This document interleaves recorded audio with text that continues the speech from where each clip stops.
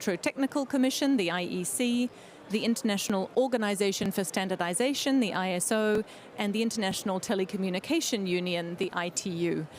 I don't belong to any of those organizations. I'm your guest moderator. My name is Alice Tipping, and I live in Geneva alongside many of these organizations, but I lead work on trade and trade policy at the International Institute for Sustainable Development. We're actually a Canadian think tank, but we do work on a number of policy issues.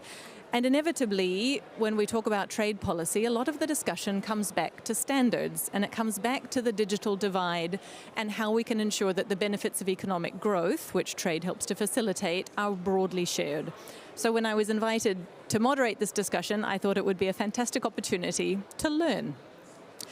I'm accompanied here on the stage by the first two panelists, and just to give you a sense of the structure of the next hour, we're going to start I think with a little bit of scene setting. I'm accompanied by Mr. Onoe Seizo, the director of the Telecommunication Standardization Bureau at the ITU.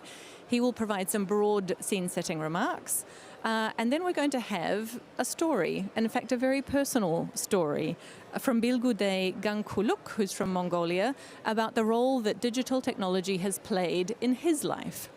I'm then going to ask both Bilgude and Mr. Onoe to rejoin the audience and invite up the next set of panelists for a discussion about the role of different stakeholders in advancing the use of standards and sustainability and bridging the digital divide. I'm then going to ask that panel to go back to their seats, and we're going to unusually put the very high-level part of the segment at the very end, because I'll be inviting the secretaries and directors general of these organizations to come back to the stage to react to what they've heard and to give us a sense of where this agenda is going between now and the next COP in Brazil in about a year. So if there's lots of movement back and forth, you'll understand why, I hope. So I might start perhaps now by, Mr. Onoe, by giving you the floor to give some welcome remarks and help to set the scene. Thank you. Oh, yeah, little bit strange, but we had. Yeah. Oh, it might be better to this one. Hello. Okay. Okay. Good afternoon, everyone, and a warm welcome to you all to the Standards Pavilion. Again and again. So today we have seen growing recognition in recent years worldwide of how much our economies and societies depend on the technical standards. This recognition is reaching a new height. Standards and capacity development have received great emphasis in this year from different occasions, like G20 and the United Nations High-Level Advisory Body on AI, ITU's AI for Good Global Summit, and of course, WTSA, our governing conference for ITU standardization work in New Delhi last month. So standards help create the conditions to continue innovating and investing. They can provide blueprint for sustainable digital transformation. But it achieves their full potential, standards need to be the result of a process that are inclusive, transparent, and aligned with our ambitions for the better world. We offer this assurance as a world standard corporation. Our processes ensure that all participant voices are heard and that every step forward is decision by consensus decision. Our standardization platform have earned the trust of innovators worldwide.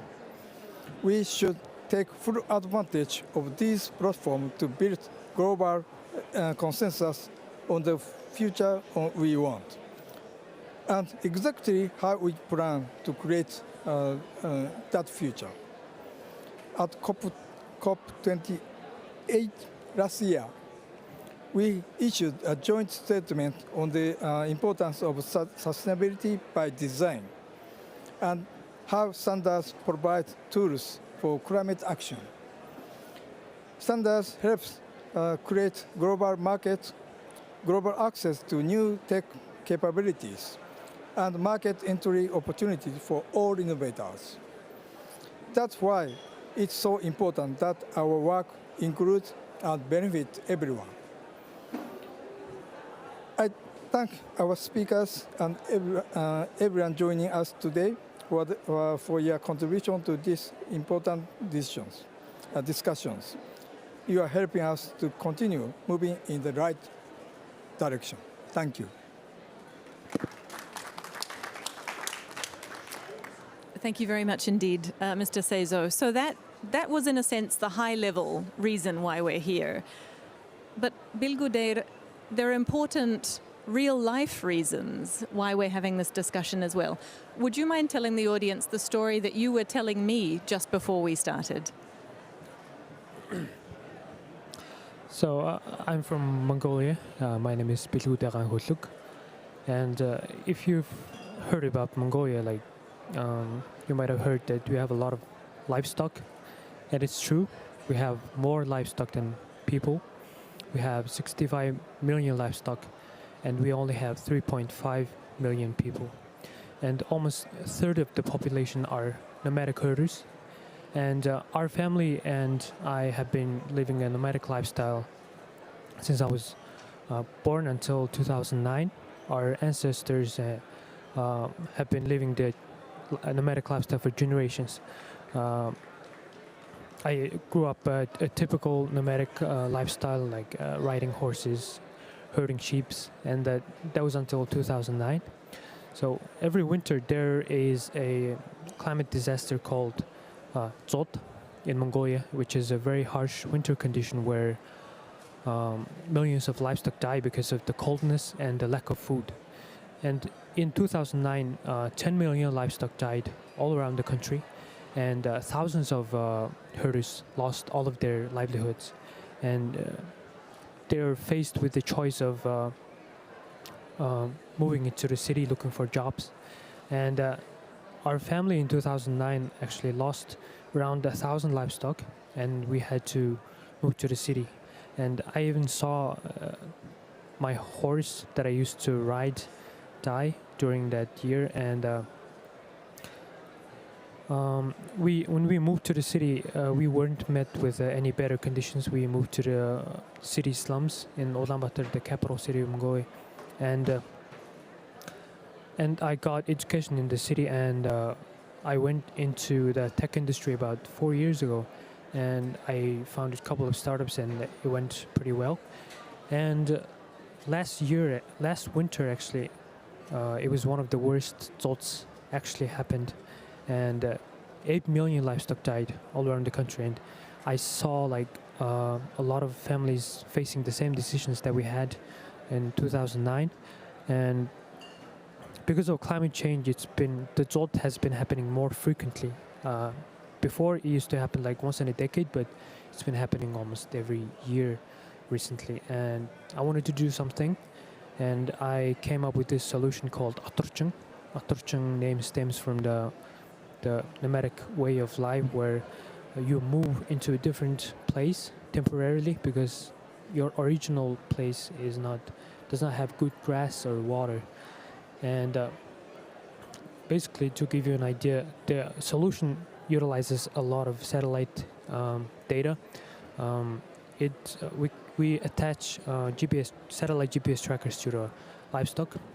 The difference between the Western farming and the Mongolian herding practices is that we don't fence our livestock, so they just wander around like hundreds of kilometers. Horses go farther, so the herders have to rely on their senses to find their livestock. But with the GPS trackers, they'll be able to see the livestock location even without the internet. Also, we use the satellite images to calculate the grass and water, so that when the herders make the decision of where to move, they can rely on real data, not just their senses. And Also, they can get weather data and also get early warning of like blizzards. And there are a lot of cases where the herders go after their livestock during blizzards and die. I saw like a very big digital divide in the country. The herders live off-grid. Some of them don't have internet, and some of them even don't have like cellular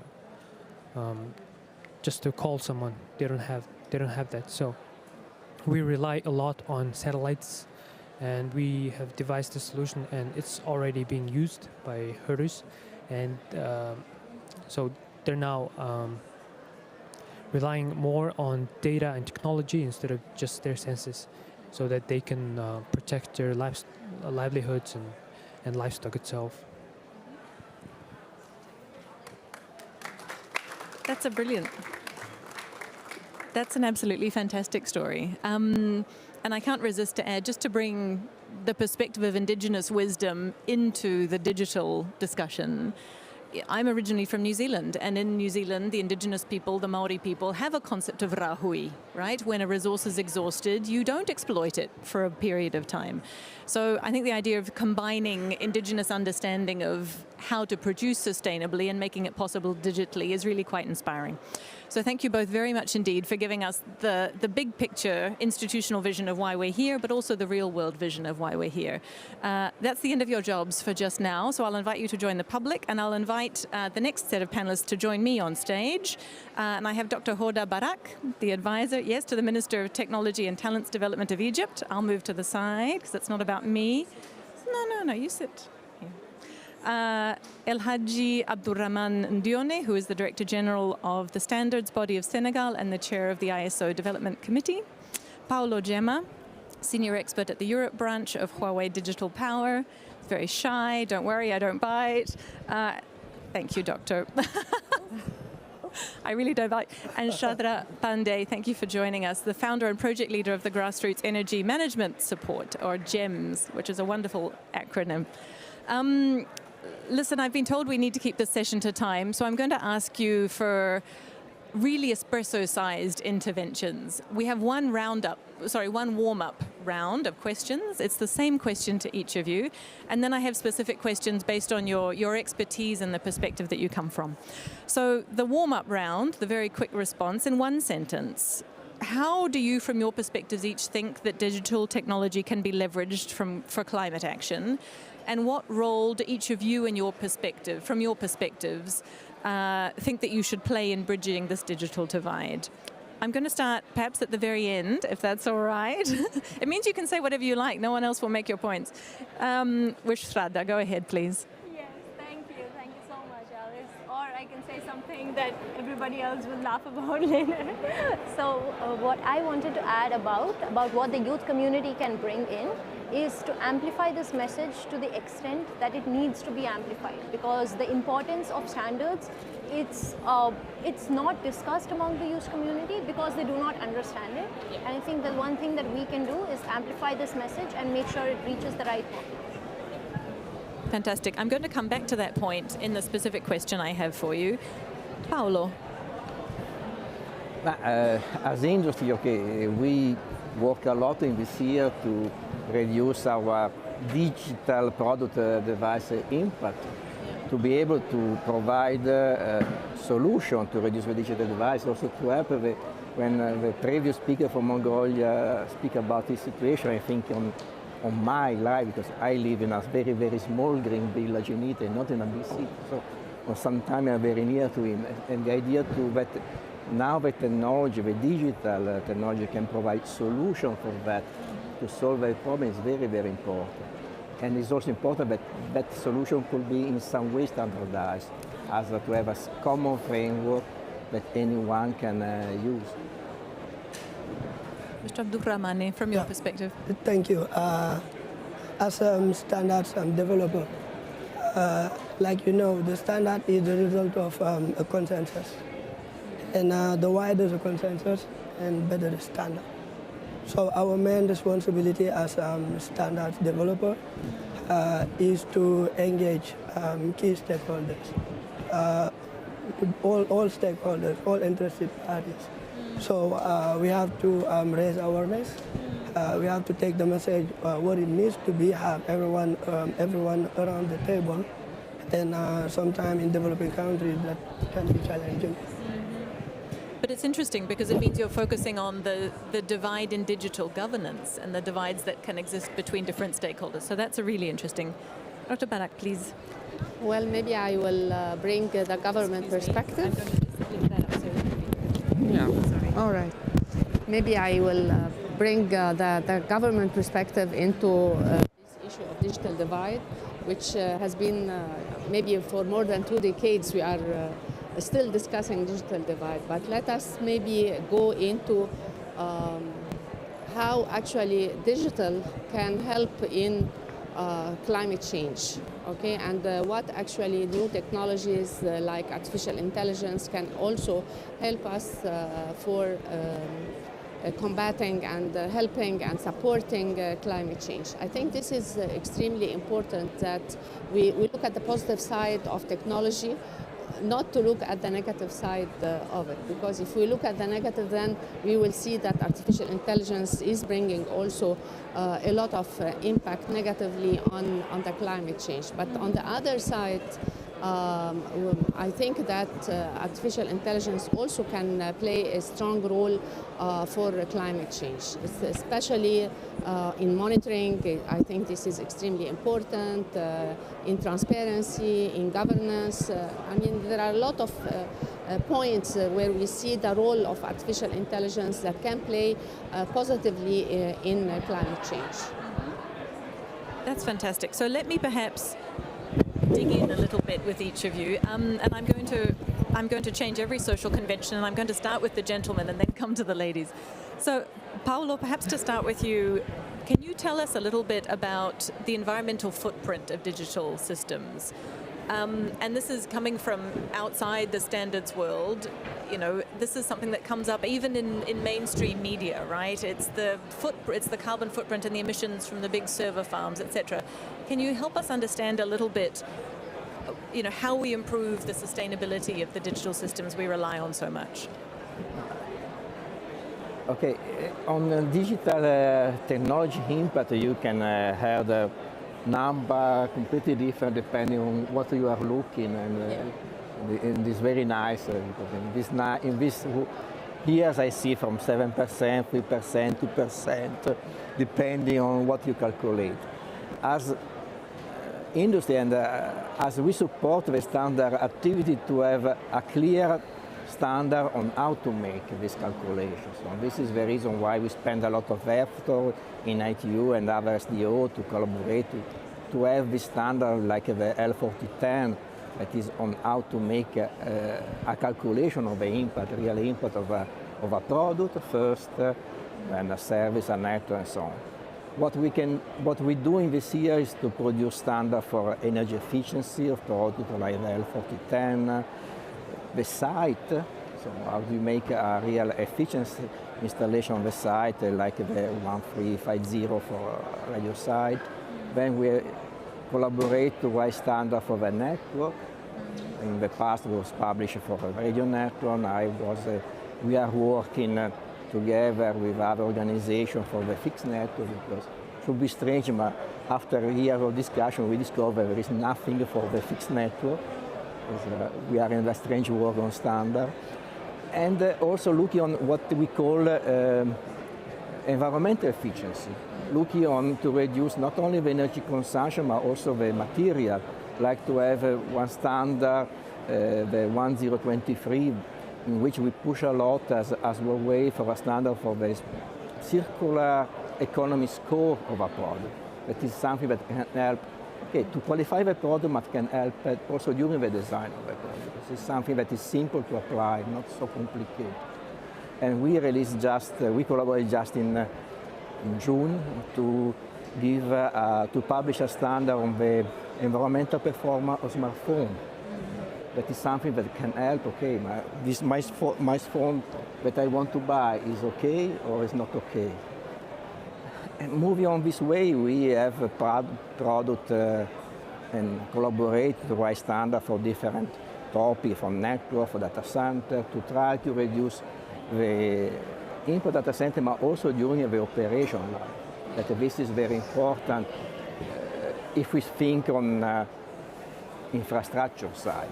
If we think on equipment like this is more interesting the production, not the use.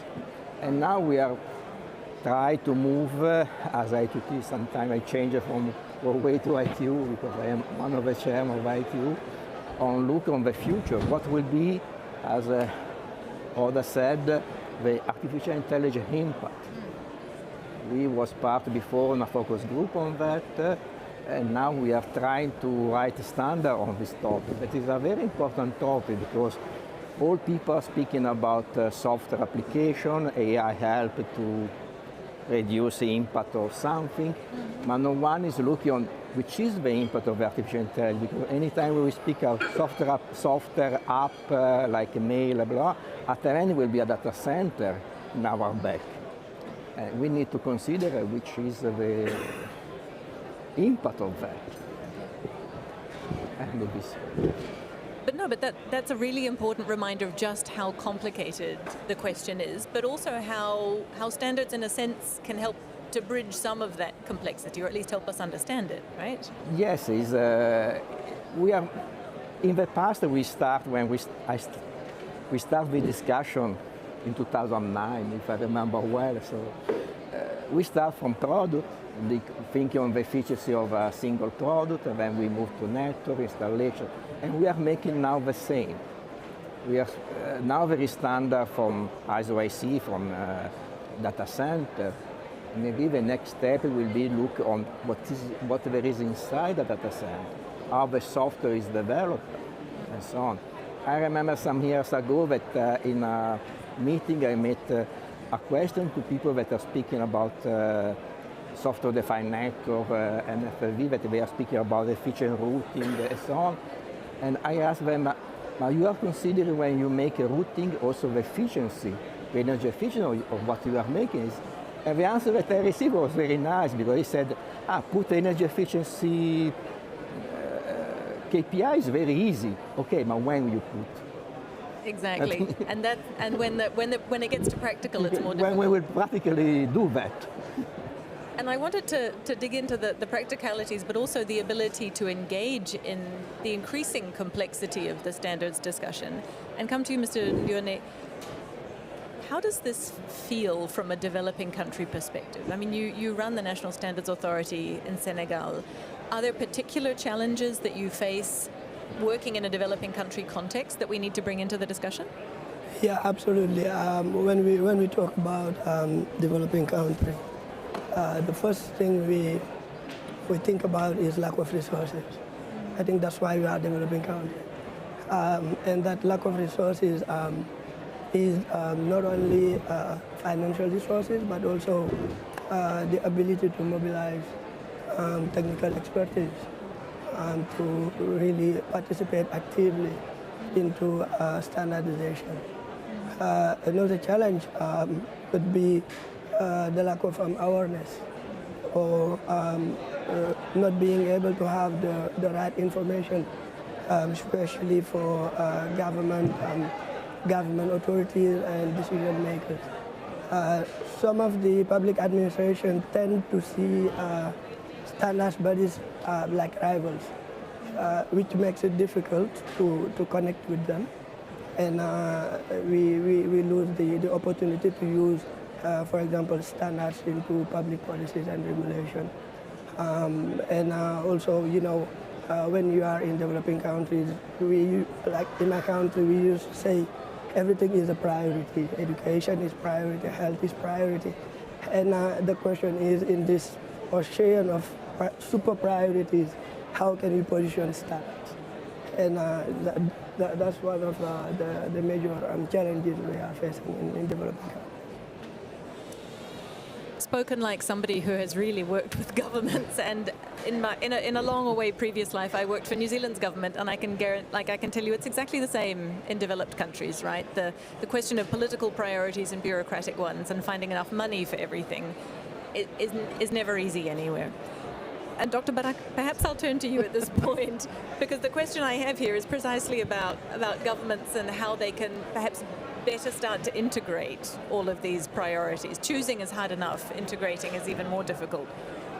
But you've worked with Egypt's government a lot, I understand.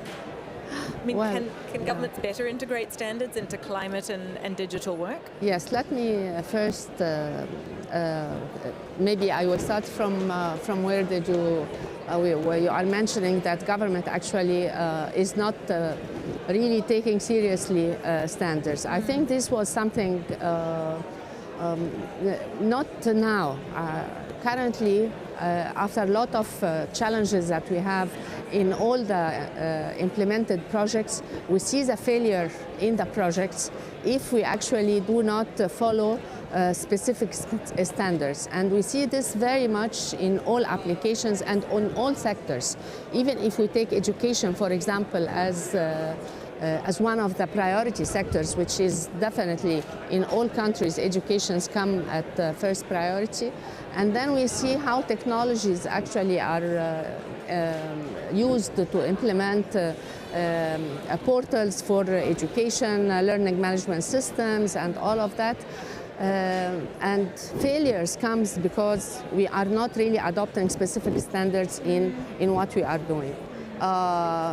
You understand that every single provider will come and tell us this is the best technology, please use whatever, I will not say names, but at the end of the day, if we are not going to implement and to develop these applications in a standard way and in open way and in interoperable way, then at the end of the day, a lot of investment will be done, failure also will be there, and definitely we need to learn from all our lessons, all right, as government. And that's why what we see now in all the strategies of different sectors in Egypt, for example, the Ministry of Communication and Information Technology, the Ministry of Energy, the Ministry of Health, Ministry of Education, that they have to integrate as part of their strategies, policies and regulations and standards.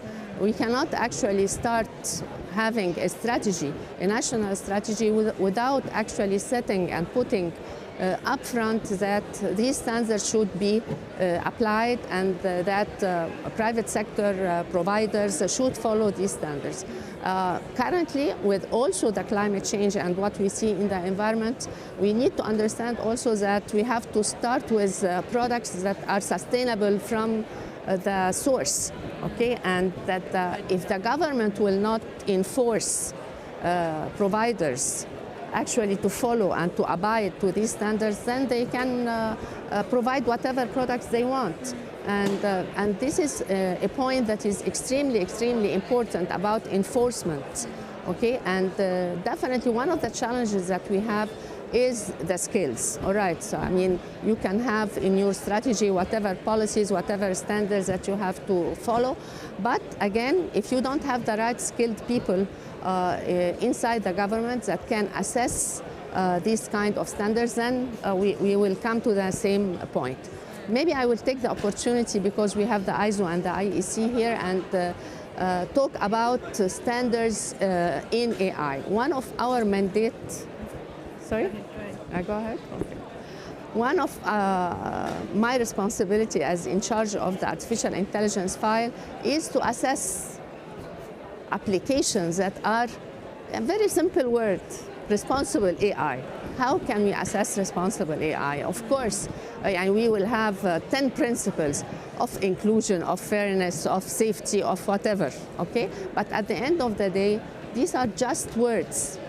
And how we actually can translate these principles into a standard that governments can follow and apply for whatever application they will have. Because currently, definitely, I mean, even the providers, they can translate it in whatever sense they want, but we don't really have a specific standards for this. I think this will be very, very important if we want really a responsible use of AI in the next 2-3 years. I stop here? That's perfect, because what it brings into discussion, I think, and I hadn't quite realized, is the role of standards in good governance. They are tools for good governance in that sense. And maybe thinking of skills and bringing Sharada in, and forgive me if this is too blunt a question, I'm adapting it very slightly. And the question is, how do we better involve youth in standards development? I think perhaps the underlying question is, how do we reach young people about the concept and the topic of standards? It's really not something that I came across until my adult policy-making years. How do we make sure that the next generation has an interest in the topic and can bring some of the skills into this debate if it's going to be so critical for governance? Thank you.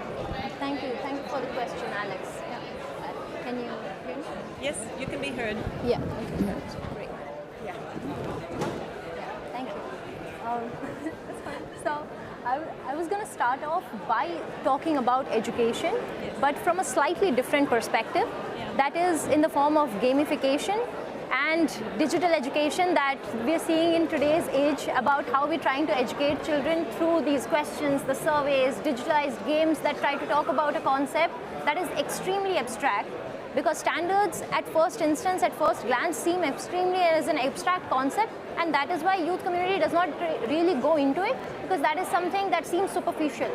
But if we try to connect that with the actual environmental implications, with the actual health implications, the standards that are being set for each of these priorities and how they impact our lives, is essentially what I want that connection to bring, and that connection to come up in conversations with the youth community members.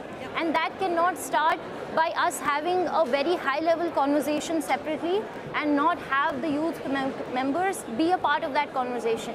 All right, the first conversation, they will not understand it. They will not understand it because it's superficial. But the second one, they will at least get a few terms, and they will try to build on that further. And how do they build on that? One of the key examples in this context is the ITU's Youth Advisory Board, that initially as a concept, like it started from the Generation Connect. It was a group of youth envoys who would just come and observe the ITU's proceedings. And that started with, for the first time ever, in the plenipotentiary conference in Romania that happened a couple of years ago. After that, that was the first time most of us were exposed to the idea or the concept of standards as to what they are and whether they exist or not. Because most likely I would also not have come across this term for at least the next 20, 25 years. And then someday I'd come across it like you did. But we heard about it, and then we tried to read up on it, and then we realized the importance of those standards in our lives. And that importance or that linkage was missing. And that was missing from the end of educators, from the end of governments partnering with local youth organizations, with NGOs to help us bridge that gap and disseminate this knowledge amongst all the youth community members who are currently not here, but who are being represented by the members who are at COP, by the youth community members who are at COP. And that bridge, that connection is something that I'm trying to build, and I want to take this forward because it has huge ramifications for our future. That's fantastic. Well, and credit to you for being here and being that bridge. I think I do have time to take just a couple of questions from the audience before I invite the CEOs to the stage. Don't be shy. Okay. That's fine. You're under no obligation. And I know we do need to end just a little bit earlier. So if there aren't any questions or comments. Oh, there is one. Yes. Nothing like a last call. Thank you for the panelists. It's a quite interesting topic. My question is because AI is a new technology, is the the balance between standard and patterns. Is it a little bit earlier to make settle stone to make the the pathway to block, and maybe to encourage to other way or other solutions, and to have the new technology to develop more variably and more in a natural way. My question at that time. Thank you. All right, I think I caught it.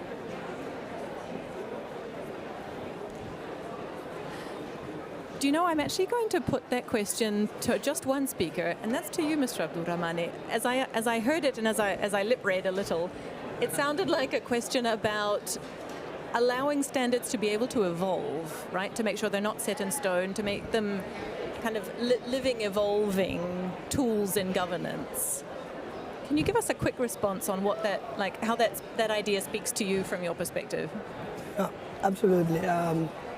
Standardization is evolving, and I think this evolution will help in bridging the gap and taking in the youngsters a little bit more. Now we are widely using digitalization into standardization. We are talking about smart standards. There is a huge initiative with ISO and IEC to use digital tools to develop standard, but also not only develop the standard, but take the standard into the end user that are industries, government, and so on and so forth. But not in the form of a document that could be boring, especially for youngsters. It could be boring to read. One of my colleagues used to say, if you want to sleep, just read a standard. Now we are creating content from the standard using digital tools so that the utilization of the standard, the implementation will be easier for the end user. So this evolution is happening, and we are using AI as well. It is an initiative that almost mature now, and I think in the coming years, people will see the result. That's absolutely fascinating.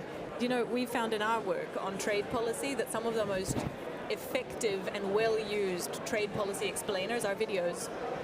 Like 10 minutes, everything you need to know about border carbon adjustments. So, listen, that was it. Thank you very much indeed to all four of you. It's been a fantastic discussion. Please give them a round of applause. Thank you. And I'm now very pleased to welcome Philippe Metzger, Secretary General of the IEC, Sergio Mujica, Secretary General of the ISO, and Mr. Onoe Sezo again from the beginning. Can I stay here? Yes, you can. I hope you're satisfied with how the session has gone so far. I found it really, really interesting. So Mr. Onoe began, I think, by talking about some of the collaboration between these organizations. It is essentially the reason that all three of you are running one session at the Standards Pavilion. I've been told you each have 2 minutes and no more than 2 minutes to answer the following question. And I might start with you, perhaps, Philippe, if that's all right. So from your perspective, how can the ISO, I'll give you this, the IEC and the ITU work together to ensure sustainability in digital technologies? And how can the three organizations promote inclusivity in the development of climate-related digital standards?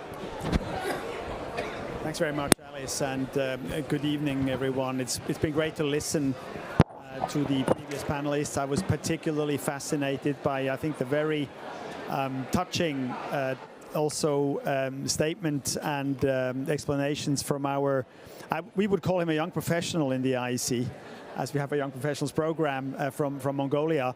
And I think to the core of your question, we are member-based organizations, all three of us. So, of course, what we are trying to do is bring the members to common paths and common solutions, because ultimately they are the ones who are driving the organizations and the attainment of the objectives of the organizations. But we have to adapt to the new challenges and the new realities. And I think we've heard so many dimensions in the discussion so far. And if we start with the inclusivity, I think it is evident that we have to do more to bring the younger generation much earlier into the game, and not just as observers to some governance meetings, but really as challengers. I think that's what we are trying to do also now in the IEC, also actually now with General Assemblies. We try to bring the young professionals after a week of having collaborated among themselves, but also with other governing bodies to the stage, to the main stage, and ask and challenge the sort of the establishment, if you will, with new ways of working, with new substance themes as well. And of course, we have other aspects of inclusivity where we are still, I think, on a learning path. One is gender responsive standards, typically an example where we have done some work together, but where we need to do more as well. And so I think that evolution of the technologies requires also new recipes to contain our movement as consensus-based organizations into new technologies. Now, on the technology front per se, I think, again, if I think about the example from Mongolia, it's fascinating to see how the fundamental survival can be made easier by digital technologies, also in our own strategies. I think that's for all three organizations. I think I can speak on behalf of Sergio and Onoe-san here as well. You can't be sustainable as an organization and in what you want to do strategically without leveraging new technologies. And that holds true for AI, that holds true for many other new digital evolutions. And I think that is something which we always have to see as an interplay in addition to the adaptation of the inclusivity framework. So there are a number of fundamental dimensions that require from us. We have all been established a long time ago. The oldest is ITU, then IEC, and then ISO, but we're all very, very, very, very old already. The age of the CEOs. Also, yeah, speak for yourself, Sergio. But just to say, if we want to be relevant and even more relevant in the future, we have to embrace all those challenges and developments with these three dimensions I have mentioned. First, let me tell you that you really made me think in the way you opened the panel, because you presented like two very different realities, the kind of institutional high-level perspective with the real-life perspective. And I think it's very important to bridge that gap. And in the standardization system, our value proposition is precisely about connecting real life with the standardization, because I do not write my standards in Geneva in my office. That is not the way it works. We work with our members, 172 countries, who engage with the stakeholders, not because it's nice, but because it's also nice, but also because it's required in the rules for standard making. And they are supposed to get real life values, real life inputs to create our standards. So I know there is always a divide, there is always a bridge to build there, but in theory, our value proposition is to create solutions to respond to real life needs, number one. About the three organizations, our collaboration started many years ago because we wanted to promote the role of standards to address global challenges, and we thought that we could do this together in a better way. But then we realized that the ambition needs to be higher. And so we said, why don't we try to organize things together? And this standard pavilion is a good example of that. But more importantly, how do we coordinate our activities to make it sure that we do not offer to the world overlapping or contradictory standards? Because our users need, the real life users need clarity. And sometimes we fail to provide that clarity. So the more we do in collaboration and coordination, the better. And finally, about the young professionals, the young generations, two things that I think we can do better. First, explain not only the content of the standard that can be very dry, but the purpose, the why of what we're doing things, because that is what will really give us the energy in the morning to get up and go to work. I think standards are not about technical specifications or requirements. If you look at the ISO vision in our strategy, you will find it's all about people, making people's life easier, safer, and better. And the second dimension here is hands-on.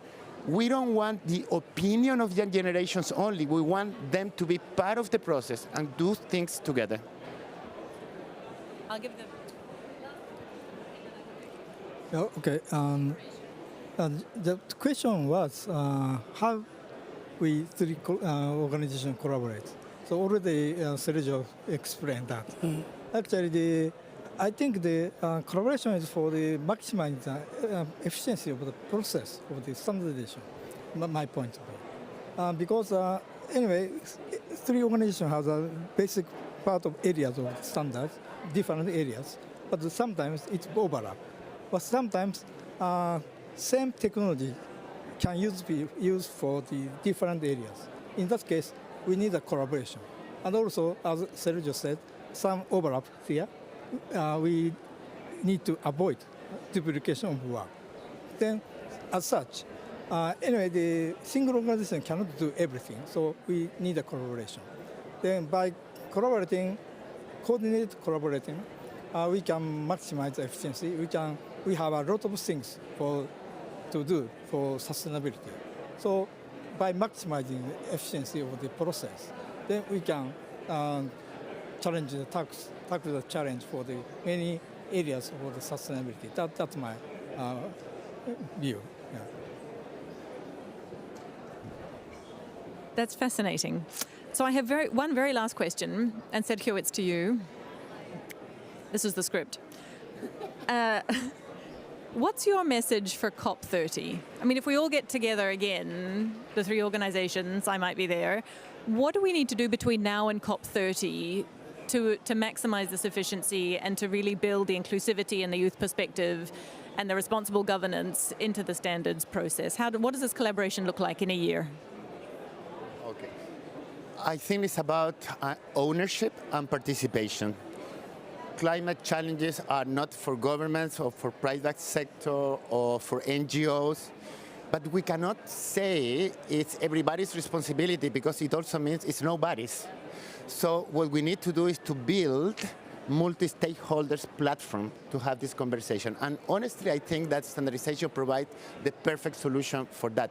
So my call here is to feel that standardization is owned by all of us, and second, to actively participate. Everyone in this room has the potential to be a standard maker through our national standard body in your countries. You can propose new work items that will make sense to your country. You can participate in the standardization activities. So that's the power we all have, and we need to mobilize that power. That's fantastic. Well, let's mobilize that power between now and COP, and I will see you, all three of you, back at COP30 if I'm lucky enough. Thank you very much. You've been a fantastic audience. I've found this really interesting and really educational, so thank you to the three organizations for giving me the opportunity to be part of this conversation today. So thank you all very much.